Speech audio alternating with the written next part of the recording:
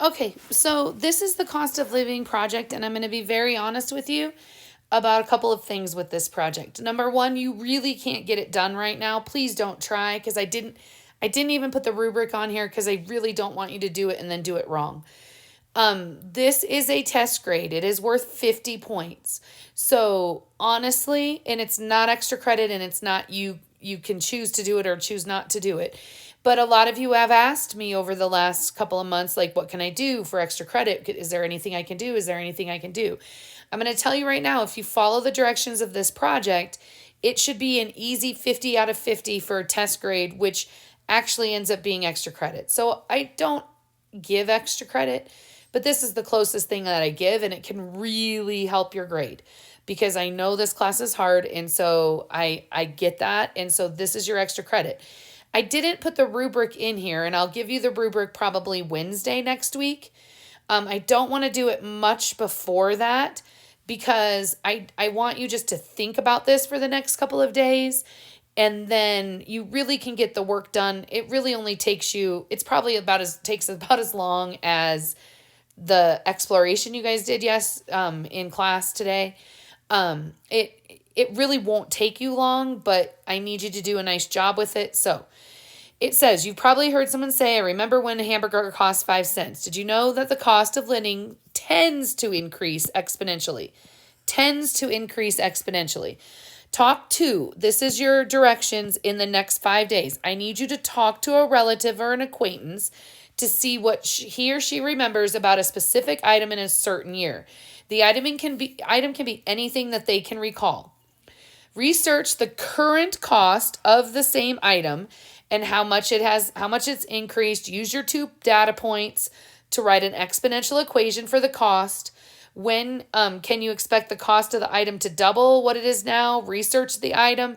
How close is the third point? So all of this stuff is going to be in your rubric.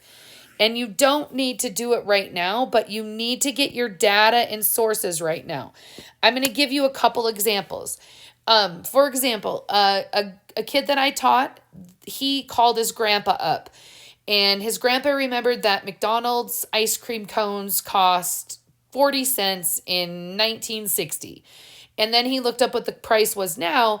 But in his research, he realized his grandpa didn't really remember the price right. And so he came to me and he was like, do I need to change my grandpa's price? No, I don't care. I'm going to use your points. I'm going to check your equation with your points. And as long as your equation is right for your points, I'm good with it. And then he just put that in there. I'm going to actually show you some examples of things like that. So your goal is to see if something is exponential. Okay. So you would do this all out and then you're going to check some stuff and I'm going to teach you how to do that. But what I want you to do over the weekend, this is your only assignment with this, whether you're in school or online, I want you to talk to somebody that is older and ask them what they remember. I had another student that he came in really pissed off at me. And he was like, I've done this project 4 times and I can't find something that's exponential. Because he tried Broncos tickets. He tried like guitars. He tried, and everything he was trying, none of it came out exponential. And I just stood there and I shook my head at him and I'm like, that's the whole point. You're getting 2 points and then you're going to prove to me, yes, it's exponential or no, it's not. You don't have to find something that's exponential. You just have to find something from like your grandma, grandpa, mom, dad, check the price now, write an equation, and then check a third point to see if it's exponential. And I'll show you how to do all the rest of it next week. But I just want you to talk to an elderly person and find something they remember, and then you research it and see if it's the same. Couple other examples that I want to talk about so that you can kind of get your mind rolling with what you're going to do. I had another young man that I thought I was going to get sued for this, so please don't be silly with this. He did Notre Dame tickets. His grandpa had like a 1932 Notre Dame ticket. And this is about 12 years ago because I remember the kid, he won a basketball state championship. Awesome kid. He actually glued the Notre Dame 1932 ticket to his poster board because I'm going to show you what you have to do with this next week.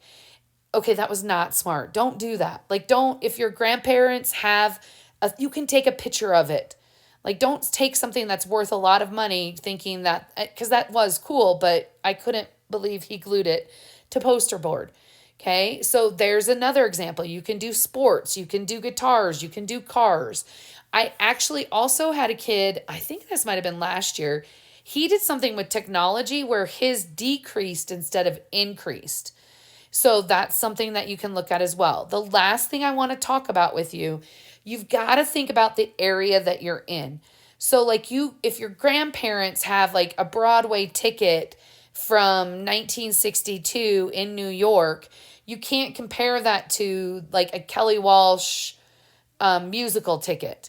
Like those aren't the same thing. So whatever you're comparing when you search the prices now, you need to do it comparable to, like, if your grandparents lived in New York, then you need to search prices in New York. Things like that. I don't know if that makes sense what I'm saying, but you need to kind of keep it the same thing as what it is now. Like Notre Dame football tickets, that would be the same. Those are in the same place. So that was easy to research. Denver Bronco tickets, a guitar, things like that. So what you're doing over the weekend, no matter where you're at, is you're talking to somebody and finding something they remember. And even if they remember it wrong, it's okay. You would just do your project with their wrong price and the price you have now. And then you're going to do an analysis.